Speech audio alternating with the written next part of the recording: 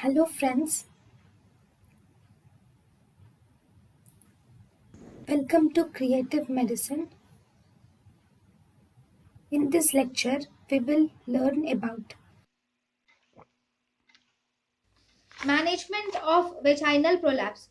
Management of vaginal prolapse do not depend on the age or parity.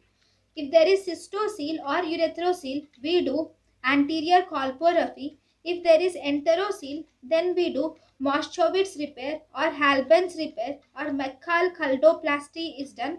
Moschowitz and Halban repair are outdated. If there is rectocele or lax perineum, then posterior colporrhaphy is done. If there is rectocele and laxed perineum, then posterior colpo perineorrhaphy is done. That is repair of the cervix, the prolapsed part and the perineum.